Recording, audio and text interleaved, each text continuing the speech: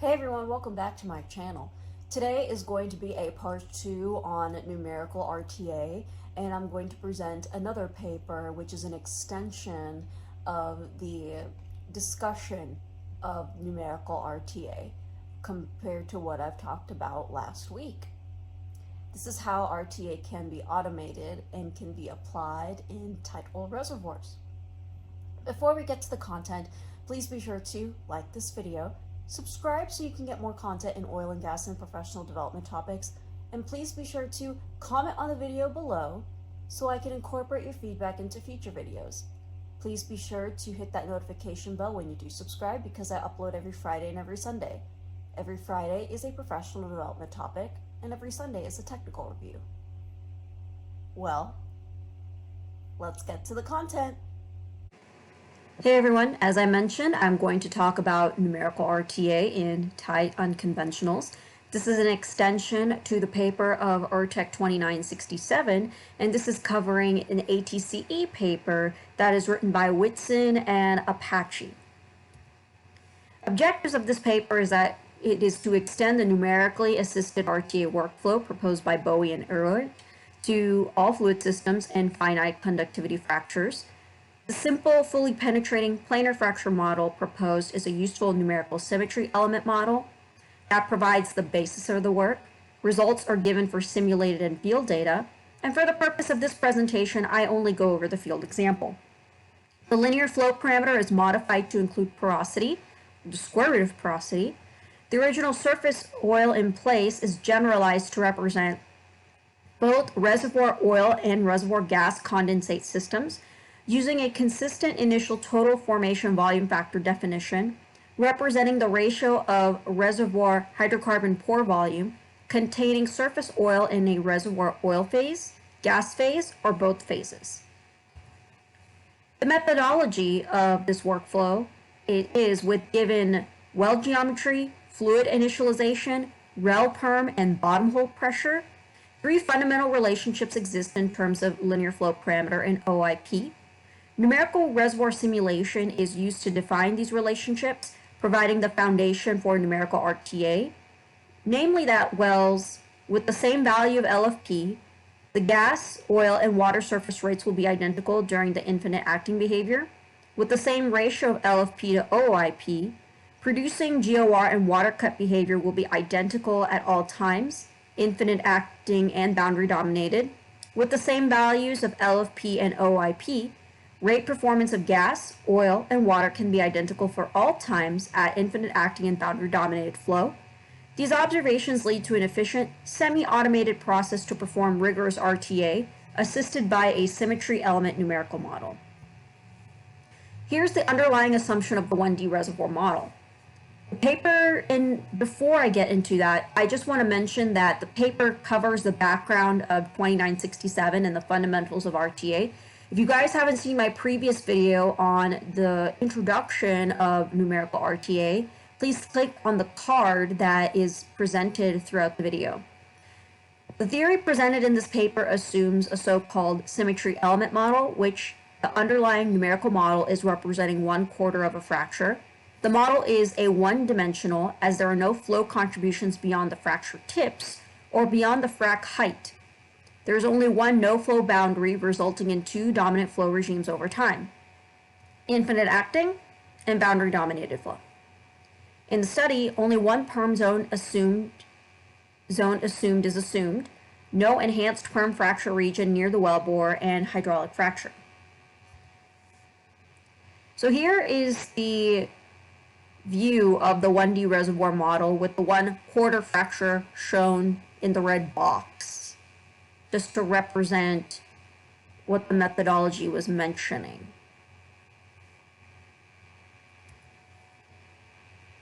I mentioned this before on the numerical assisted RTA and relationships between LFP, OIP, and well performance.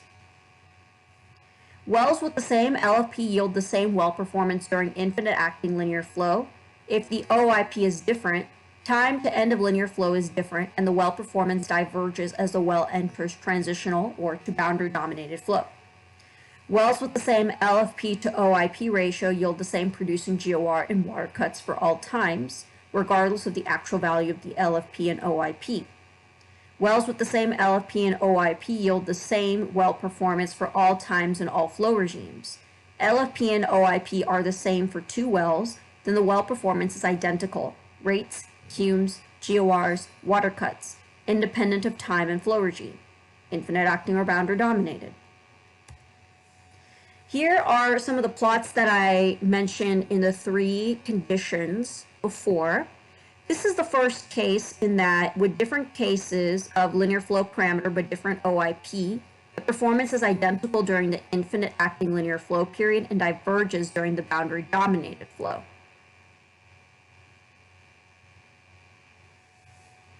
And you'll notice that even more on the top right plot. Here's another plot where there are different cases with the same LFP to OIP ratio. Relative rates are identical, but the performance differs by a constant multiplier.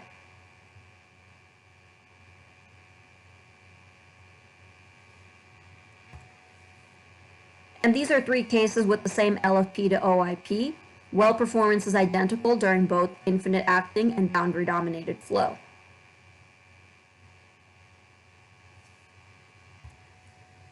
Now here's the workflow for the numerically assisted RTA. This was covered in URTEC 2967, but we can go over this again. You create a numerical symmetry element model large enough to behave as an infinite acting for the entirety of the historical time that's being analyzed. This means to create a single fracture numerical model with a large infinite distance to the closest boundary. You assign relevant fluid initializations, or PVT and water saturation initial, and relative perm relations. You run this infinite acting model controlled by the well's actual measured bottom hole pressure and zero rate during shut-ins. You calculate the ratio between the actual measured oil rates and infinite acting model oil rates. You can also use the cume to reduce the noise. Then you calculate the daily linear flow parameter by multiplying the daily ratio with the known LFP of the infinite acting single fracture model. The horizontal flat line indicates infinite acting linear flow. A deviation below this line represents transitional flow or boundary dominated flow, and then the magnitude of the horizontal trend indicates the linear flow parameter. Then you pick a representative linear flow parameter based on early time. A flat horizontal line is expected during the infinite acting behavior. Then you repeat steps 1 to 2 for multiple smaller OIP volumes. This results in several type curves with each own LFP to OIP ratio. You multiply each the LFP to OIP ratio simulated in step 6 by representative LFP picked in step 5. Then you pick the OIP stem that best matches the actual production data. There's a simplified workflow shown below on the entirety of the numerical RTA workflow. Now I'll go into the details of the field data example. I'll talk about the fluid initialization and rel perm. Actual bottom hole pressures versus time is a key input. These pressures are measured and properly converted from gauge depth to sand face. Uncertainty in this input is low. If these pressures are calculated from surface data, then there's a potential source of uncertainty. The method assumes a reservoir representative fluid initialization, which includes correct initial conditions, PVT properties, and saturations. To reduce the uncertainty in the fluid model itself, recommended to create PVT tables from an equation state tuned to all available and measured PVT data in the relevant field and basin. Then the methodology assumes a representative rel perm set. Compared to bottom hole pressures in PVT, there's a lack of available rel perm measurements performed on tight unconventional rocks. Hence, a default set is typically applied and only changed if necessary to match historical data. It's important to alter PVT initial water saturation and rel perm to ensure that the simulated producing GOR from the infinite acting case should be equal or less than the actual GOR. The GOR of the infinite acting model should never be higher than the actual GOR.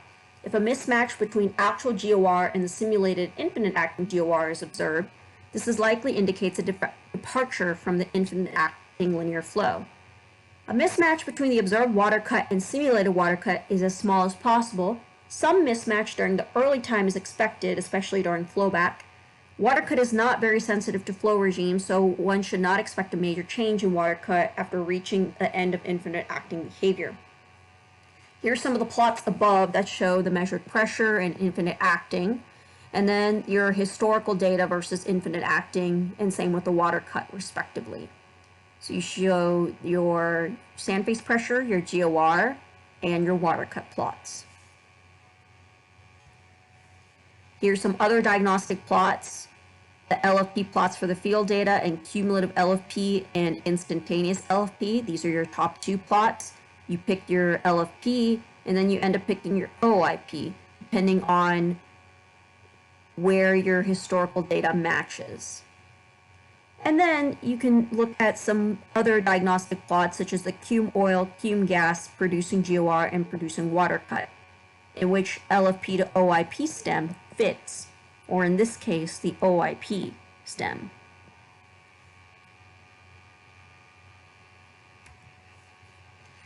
To use the numerical RTA outputs in a history matching exercise, you need to use key parameters or resolve key parameters such as your permeability and your fracture half-length.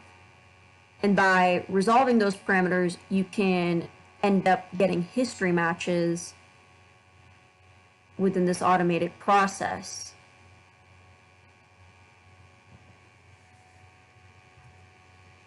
Future work that is used for this workflow. We want to investigate whether if it's possible to consistently account for completion water in the methodology. In most wells, an early time discrepancy between simulated water cut and observed water cut is observed, as the frac water is not accounted for in the model.